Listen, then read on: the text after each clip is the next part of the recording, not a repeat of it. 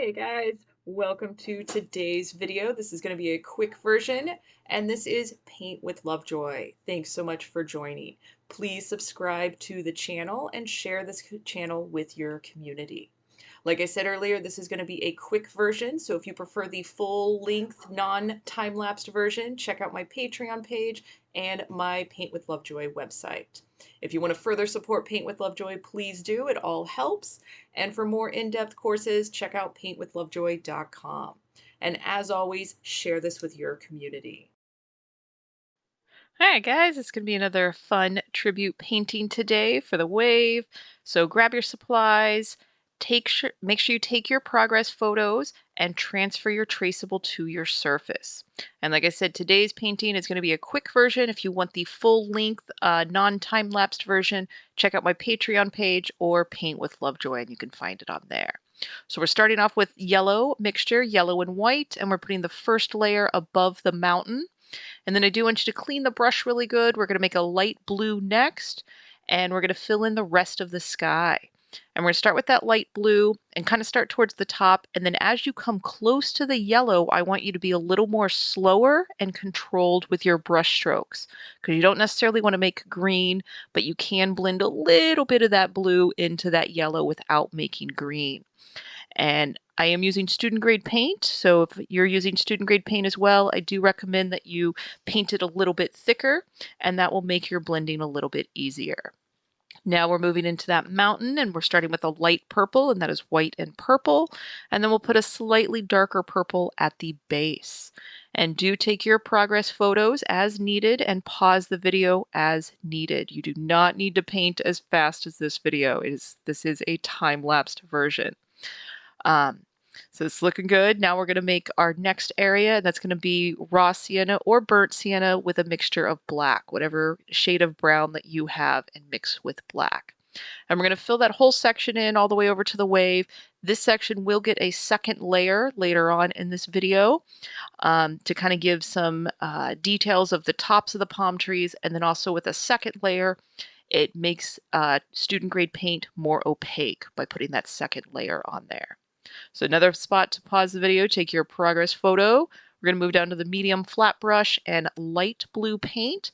And we're starting at the water that's coming up to the shore. We're going to get that light blue on there, and then we'll do a medium blue and then a darker blue.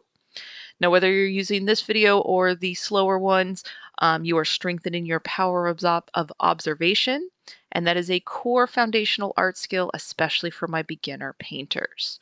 So the more observant that you can be, just the better your art skills and your life generally gets to go. All right, doing good. So then we're going to move into the barrel part of the wave, and we're going to do a mixture. We're going to pull some yellow aside, a little bit of teal, little bit of white. It's about a 1-to-1 ratio, but you can be a little more generous with the yellow and the white compared to the teal. And I want you to observe the direction that I move the brush and the general placement that I put for this color and any of the colors as this video moves along. And again, just mimic that to the best of your ability at home. Adding a little bit of white to that mixture, overlapping a few areas. We will be moving in with some shades of teal and shades of blue. Here we go, moving in with some direct yellow. Again, pause the video as needed and just take this at your own pace. If you are inclined to do something different than what I do, go ahead and do that. Acrylic paint is actually quite nice that if you paint something and you end up not liking it later, you just let it dry and you paint on top of it again. So I do, though, that's one of the big reasons why I encourage you to trust your instincts. Now we're moving into that direct teal, putting kind of our shadow value on there, and then moving into the light blue. And same thing, just kind of observe the shape and the placement and where I put it on the canvas. And this paint is staying wet, so as I'm approaching the other shades with the light blue, I am doing a little bit of blending, but not much. Yeah, just like doing that background sky, you just want to be maybe a little more controlled with your brush as those two colors are meeting, and just kind of play with that movement of the barrel wave rolling over. It is kind of nice once we get into that medium blue, but even the direct blue, just adding that dark color on top of some of these lighter colors that gives us a little more definition, gives us some contrast, and it starts to kind of give some depth and space to this painting. Because as you paint, you are actually a magician. You are creating the illusion of a 3D object or scene on a flat 2D surface. So that's one of the reasons I encourage progress photos, is to be able to see how it changes as you develop and add each color, and also to document your own creative journey. So now using that direct blue for a little bit, getting just some more higher contrast. And whether you're using the medium flat brush or the small pointy brush, play with the pressure of your brush. So for the top part of the white caps of the wave, if we put white paint on white canvas, we don't have much definition. So we are using a light gray to put a base down, and then a little bit darker gray for kind of where the waves meet, the white caps meet the underneath of the wave. We will put some pure white on top of this in a few moments on this video. All right, pause that video, take a progress photo. We're going to go back to the burnt sienna and black mixture. We're using that small pointy brush and almost just making the illusion, these little palm fronds that are coming up above that line. It doesn't have to be an exact palm tree, but it just gives the illusion that we've got some trees in this area, and it's not just such a straight line for this area in front of the mountain. And then we're going to move up to the larger brush, and we're going to do a second coat on top of this. And it is pretty cool how it looks kind of transparent right now, and you can see the brush strokes. But as soon as I put that second layer on there, it's starting to get more opaque, a darker feel. And again, if you're using student grade paint, being able to layer your paint is to your benefit to get a more opaque coverage.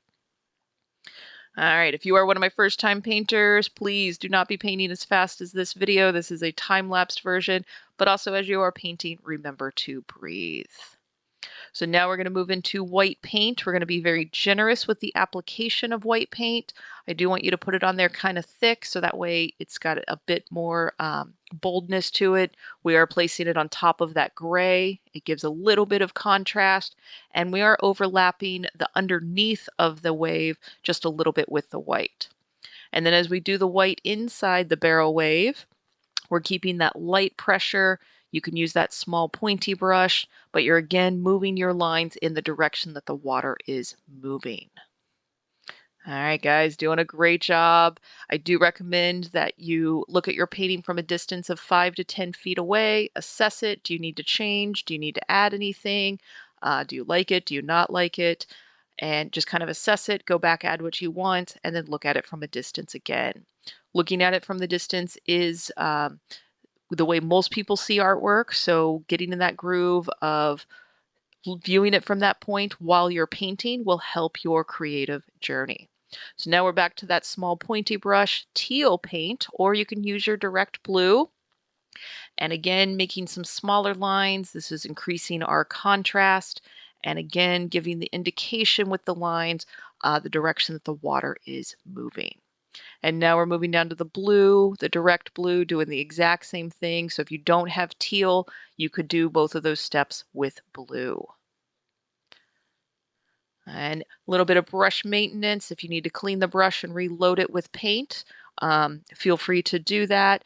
And also reload your brush with paint every 2 or 3 brush strokes. You're going to get into a groove, but if you're not actually applying new fresh paint to your canvas, you're not actually changing too much. I do recommend all my students to find regular creative outlets.